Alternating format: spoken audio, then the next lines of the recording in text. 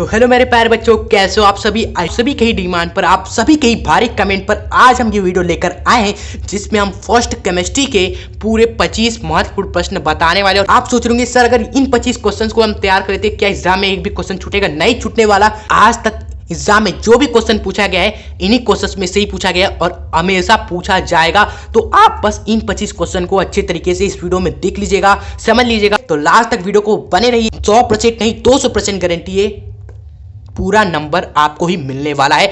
चलिए बिना आपका टाइम वेस्ट करते अपने आज का ये बेहतरीन वीडियो स्टार्ट कर देते हैं। और अगर पसंद आए वीडियो तभी इस वीडियो को लाइक करेगा और चैनल पे हमारे सब्सक्राइब करना ना भूले, ठीक है। Let's get start this video. तो प्यारे बच्चों, सबसे पहले तो आपको पता होना चाहिए कि केमिस्ट्री में आता आखिर क्या है, एग्जामिनर क्या पूछता है। ये अब आपको पहले हम बता देते हैं क्योंकि ये जानना सबसे जरूरी है। तो सबसे पहले आपके एग्जामिनर पूछता है आपसे एमसीक्यूज ऑब्जेक्टिव क्वेश्चन, ठीक है, जो कि हमने कवर करा दिया है पूरा केमिस्ट्री का, ठीक है।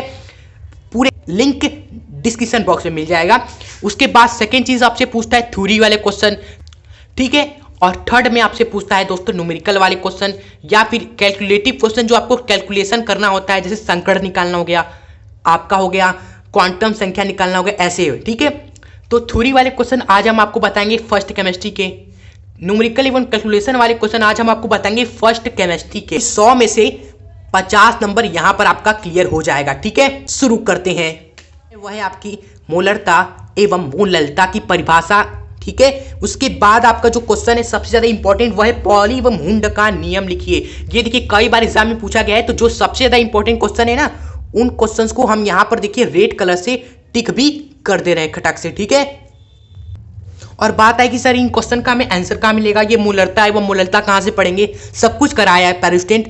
जो बच्चे नए होंगे उन्हीं को दिक्कत होगी, लेकिन जो हमारे साथ बने हुए काफी समय से उनको पता होगा कि यार सब कुछ इस चैनल पर आपको मिल जाएगा। जैसे ही आप सर्च करोगे मोललता मोललता, आपको वीडियो हमारी मिल जाएगी। सर्च करोगे आपको यूट्यूब पर पैरा स्टूडेंट पॉली का नियम, हुंड का नियम, या फिर आप देख सकते हो हमने पूरे 15 केमिस्ट्री के महत्वपूर्ण नियम कराए हुए हैं। जितना भी सब नियम आपको बताएंगे ना हम केमिस्ट्री के, सारे हमने एक वीडियो में कवर कराए हुए, वो भी लिंक हम आपको नीचे दे देंगे डिस्क्रिप्शन बॉक्स में सब। उसके बाद थर्ड क्वेश्चन आप देखोगे रदरफोर्ड का एवं बोर का परमाणु मॉडल, ठीक है। उसके बाद आपका है डी ब्रोगली का सिद्धांत व समीकरण, ये सबसे ज्यादा इंपॉर्टेंट है इसलिए इसको टिक किया है। हाइजेनबर्ग का अनिश्चितता का सिद्धांत, ये भी इंपॉर्टेंट है, टिक किया हुआ है हमने। उसके बाद आप पढ़ोगे आगे क्वेश्चन नंबर 6 प्लांक का क्वांटम सिद्धांत क्या है, ठीक है। और कभी कदार पूछता है फोटोन की ऊर्जा का समीकरण क्या होता है। तो ये तो बस एक लाइन का होता है, E बराबर H इंटू म्यू, म्यू होता है आपकी आवृत्ति, ठीक है। क्वेश्चन नंबर 7 है आपका क्वांटम संख्या किसे कहते हैं, इसके प्रकार कौन कौन से हैं। ये उतना इंपॉर्टेंट नहीं है लेकिन आपको पता होना चाहिए, आपने पहले जरूर पढ़ा होगा। उसके बाद नेक्स्ट क्वेश्चन है 8 अबॉव का सिद्धांत क्या है, टिक किया हुआ है हमने, इंपॉर्टेंट है मतलब कि। उसके बाद है क्वेश्चन नंबर 9 मेंडलीव का आवर्त नियम, आधुनिक आवर्त नियम लिखिए। बहुत ही आसान टॉपिक है, वैसे सारे आवर्त नियम दोस्तों हमने कवर करा दिए हैं आपके। दावी-रायन का त्रिक नियम, न्यूलैंड का अष्टक नियम, मेंडलीव का आवर्त नियम, आधुनिक आवर्त नियम, विशेषता, गुण, लक्षण आपको पता होने चाहिए, जो कि हमने कवर कराया हुआ है। सर्च करोगे जैसे ही आवर्त सारणी के आवर्त नियम एजुकेशन शास्त्र, वीडियो मिल जाएगी। उसके बाद है आपका 10th एवं मोस्ट इंपॉर्टेंट क्वेश्चन आयनन ऊर्जा व इलेक्ट्रॉन ग्रहण एंथैल्पी क्या है, इसकी परिभाषा बताइए। ये सबसे ज्यादा इंपॉर्टेंट है और इसको कई नाम से एग्जाम में पूछता है। कभी कदार पूछता है आयनन ऊर्जा क्या है, कभी पूछता है आयनन विभव क्या है, कभी पूछता है आयनन एंथैल्पी क्या है। लेकिन भाई दोनों ही सेम है, ठीक है। चलिए दोनों नाम याद रखिएगा जो हमने आपको बताया। उसके बाद 11th एवं मोस्ट इंपॉर्टेंट क्वेश्चन है आपका वैगुष्यात्मकता किसे कहते हैं, एक लाइन का है। देखिए अभी बहुत सारे क्वेश्चंस आएंगे, अभी एक क्वेश्चन देख कर जाइएगा, सारे इंपॉर्टेंट है आपके एग्जाम के लिए, उससे बाहर कुछ नहीं, गौर करें। वैगुष्यात्मकता कई बार हमने आपको बताया हुआ है कि आबंधित इलेक्ट्रॉन को खींचने की क्षमता की हमारी वैगुष्यात्मकता कहलाती है। फिर उसके बाद 12th क्वेश्चन देखिए रासायनिक आबंध किसे कहते हैं, इसके प्रकार का विस्तार से वर्णन करें। हर एक आबंध पता होना चाहिए आपको। आयनिक बंध किसे कहते हैं, सहसंयोजक बंध किसे कहते हैं, उप सहसंयोजक बंध किसे कहते हैं, पता हुआ है ना आपको। नहीं पता है तो समय कम है, एक दिन बचा है, 2 घंटे बचे हुए हैं, तो उप सहसंयोजक बंध सबसे ज्यादा पूछा जाता है इनमें, ये आप जरूर कर लीजिएगा। और अगर पूरा रासायनिक आबंध पढ़ना है, सभी प्रकार को पढ़ने हैं, तो ये वीडियो है पैरास्टूडेंट, जिसको आप देख सकते हो यूट्यूब पर, लिंक नीचे मिल जाएगा, ठीक है। उसके बाद आइए नेक्स्ट क्वेश्चन देखते हैं। 13 क्वेश्चन की संयोजकता किसे कहते हैं, 1-2 नंबर में आता है संयोजकता की परिभाषा, ठीक है, ये देख लीजिएगा। उसके बाद आपका है VSEPR थ्योरी या VSPER सिद्धांत को लिखना, ये मोस्ट इंपॉर्टेंट, तो ये बहुत इंपॉर्टेंट है आपका बायोस्टेंट, आपको सिद्धांत पता होना चाहिए, कवर नहीं किया हुआ है, आप कहोगे तो इसका भी पोस्टमार्टम कर देंगे। उसके बाद क्वेश्चन नंबर 15 की द्विध्रुव आघूर्ण किसे कहते हैं, उसके बाद 16वां क्वेश्चन है आणविक कक्षक सिद्धांत क्या है, इसके बारे में। उसके बाद क्वेश्चन नंबर 17 है कक्ष एवं कक्षक में अंतर क्या है, ठीक है, तो कक्ष आपको पता होना चाहिए क्या होता है, कक्षक पता होना चाहिए क्या होता है, कक्ष में उपकक्षक पाया जाता है, उपकक्षक में कक्षक पाया जाता है दोस्तों, जो आपके होते हैं ना डब्बे जिसमें इलेक्ट्रॉन दोस्तों होते हैं, एक ऊपर एक नीचे विपरीत चक्रण करते हुए, वही कक्षक होते हैं। उसके बाद है आपका क्वेश्चन नंबर 18 सिग्मा व पाई बंध क्या है, मोस्ट इंपॉर्टेंट ये क्वेश्चन है, आपको जरूर इसको पढ़ना है, कई बार ये पूछा गया है। उसके बाद आपका संकरण किसे कहते हैं, संकरण के प्रकार क्या है, ठीक है, संकरण की परिभाषा आपको पता होना चाहिए, ठीक है, ये इंपॉर्टेंट है। इसके प्रकार क्या क्या है, जैसे आपका sp संकरण हो गया, sp2 संकरण हो गया, sp3 संकरण हो गया, sp3d संकरण हो गया, D2 संकरण हो गया, ये आपको पता होने चाहिए, प्रकार लिख देना, एग्जाम में आएगा, ठीक है। उसके बाद 20 क्वेश्चन है आपके सभी गैसीय नियम, जिसमें आपके बॉयल का नियम, चार्ल्स का नियम न जाने कितनी बार पूछा गया है, वेरी इंपॉर्टेंट। और आदर्श गैस समीकरण आपको पता होना चाहिए, PV बराबर nRT है, कैसे आया, कवर कराया हुआ है गैसीय नियम, यूट्यूब पर ही आपको मिल जाएगा सर्च करने पर, ठीक है। उसके बाद आपको क्वेश्चन नंबर 21 है वो आपका द्रव अनुपातिक क्रिया का नियम लिखिए, 22 है श्लाघ शीतले का नियम लिखिए, 23 है विलेयता गुणनफल किसे कहते हैं, एवं 24 है कि वेग स्थिरांक व सक्रिय द्रव्यमान से आप क्या समझते हो, ठीक है। ये चारों क्वेश्चन कई बार एग्जाम में आए हुए हैं, हर साल ये पूछा जाता है, तो इन चारों को जरूर तैयार कर लीजिए, 2 आपके फर्स्ट नहीं है, इसकी गारंटी मेरी है। और जिस क्वेश्चन था सबको इंतजार, वो क्वेश्चन आ गया ऊष्मागतिकी, ठीक है, ऊष्मागतिकी के जो नियम है, शून्यांक, प्रथम, द्वितीय, तृतीय नियम, ये बहुत ही ज्यादा इंपॉर्टेंट है, इसलिए भी हाल ही में देखेंगे आप, अभी हाल ही में आपको पता है वीडियो आई थी ऊष्मागतिकी के सारे नियम हमने कवर कराए हुए थे, वो भी ट्रिक से बिना रट्टा लगाए सारा नियम हमने आपको बताया था उस वीडियो में, बहुत ही मजेदार तरीके से। तो वो वीडियो का लिंक भी आपको नीचे दे देंगे, आप वीडियो खत्म होने के बाद ये सभी नियम ट्रिक से जरूर पढ़ लीजिएगा, मजा आ जाएगा, तो बहुत ही ज्यादा ये इंपॉर्टेंट है। उसके बाद आपके क्वेश्चन आपको 3 बता रहे हैं जो टॉपर जरूर पढ़ के जाते हैं और पूरा नंबर स्कोर कर लेते हैं केमिस्ट्री में, जो है आपका 26वां ऊष्माधारिता व विशिष्ट ऊष्माधारिता क्या होता है, ये हेस का स्थिर ऊष्मा संकलन का नियम क्या है, ये और आपका अष्टक नियम क्या है, इसकी सीमाएं क्या है, ये दोस्तों तीनों बहुत ही ज्यादा इंपॉर्टेंट, जिसमें से ये और ये क्वेश्चन तो अभी हाल ही में कई एग्जाम में पूछा गया है। हेस का नियम तो अभी हमने कवर कराया है दोस्तों, आप सर्च करोगे हेस का नियम एजुकेशन जस्ट तो आपको वीडियो मिल जाएगी, इसकी चिंता मत करिएगा, ठीक है। केवल VSPER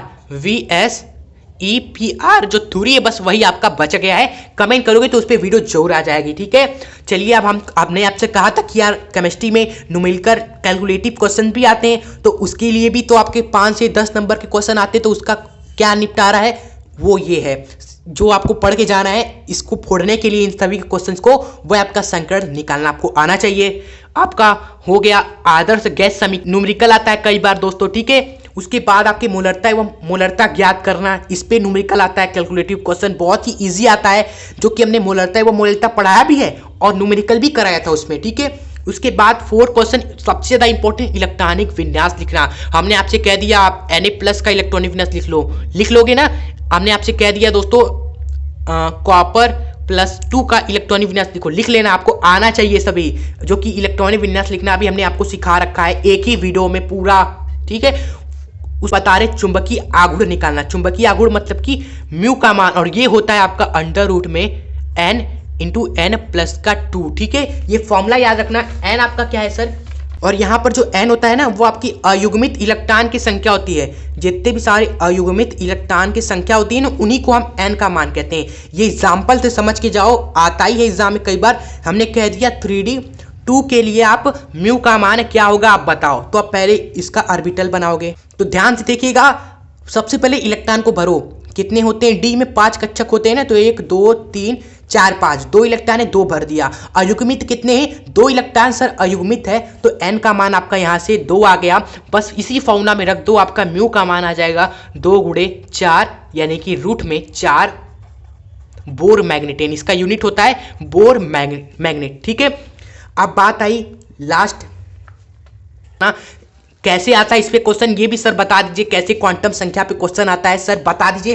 डोंट वरी, हम है ना, हम है तो डरने की क्या बात है, पूरा नंबर दिलाकर ही जाएंगे आपको, इसकी चिंता आप मत करिए, हमारे पर सब छोड़ दीजिए, बस आप मेहनत स्टार्ट कर दीजिए। अब यहाँ पर जैसे कैसे पूछता है एग्जाम में क्वेश्चन, पूछ लेगा कि यार मान लो यही 3d2 है, इसकी 2 के अंतिम इलेक्ट्रॉन की चारों क्वांटम संख्या आपसे पूछ लेगा, यानी कि अंतिम इलेक्ट्रॉन ये है। इसके लिए आपको बताना है दोस्तों n का मान क्या है, l का मान क्या है, m का मान क्या है एवं s का मान आपका क्या है, सब बताना है। ठीक है, इस तरह से क्वेश्चन आता है। और कई बार आपसे पूछेगा ये ना देकर, कई बार आपसे पूछ लेगा Fe+3 की अंतिम इलेक्ट्रॉन की चारों क्वांटम संख्या बताओ। तो आप क्या करना होगा, ये क्वेश्चन डायरेक्ट आएगा 5 नंबर में, 5 नंबर में या फिर 4 नंबर में आने वाला है।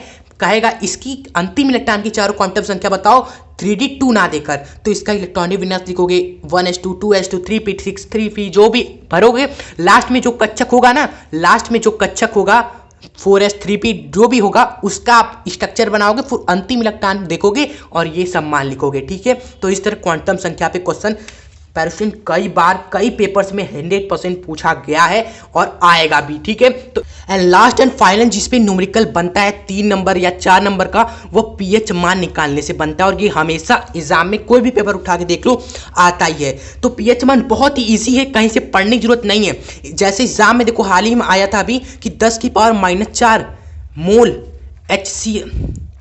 सांद्रता वाले HCl विलयन का पीएच मान क्या होगा।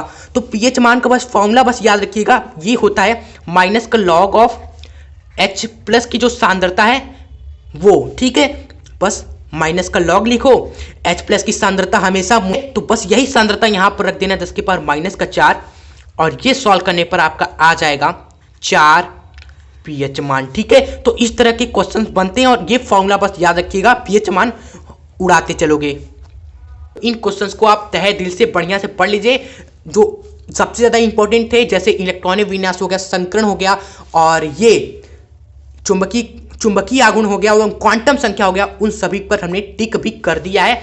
जाकर अभी कॉपी पेन लेकर चलाओ, कॉपी पेन, और सब क्वेश्चंस को, टिक वाले क्वेश्चंस को तो सबसे पहले क्लियर कर लो। ठीक है, तो पैराशूट मेहनत लगी, थक गए, पूरा गला सूख गया है, कोई बात नहीं, आपको पूरा नंबर मिलेगा ही, इसकी गारंटी मेरी है। वीडियो सच में पसंद आई हो तो इस वीडियो को शेयर अवश्य करिएगा। हम ये नहीं करें आप लाइक करके ही जाओ, ये तो आप पर निर्भर करता है। अगर आपको मेहनत पसंद आई तो आप लाइक जरूर करिएगा और शेयर तो जरूर करेगा, ताकि ज़्यादा से ज़्यादा बच्चों को इस वीडियो से फायदा पहुंचे, क्योंकि उनके पास पहुंच जाए, ये आपका दायित्व है। ठीक है, तो ज़्यादा ज़्यादा शेयर करिएगा, सब्सक्राइब जरूर कर लिया हमारे चैनल को, ताकि इस तरह के क्लास 11 या 12 के हर एक महत्वपूर्ण वीडियोस आपको इस चैनल पर मिलती रहे। और जांच पहले यही कहेंगे, सेकंड केमिस्ट्री को भी फोड़ कर ही आना है, तो सेकंड केमिस्ट्री के भी हमने इंपॉर्टेंट बताए हुए, तो इस वीडियो को आप जरूर देख लीजिएगा, सेकंड केमिस्ट्री भी क्लियर हो जाएगा। ठीक है, चलिए, जय हिंद, जय भारत।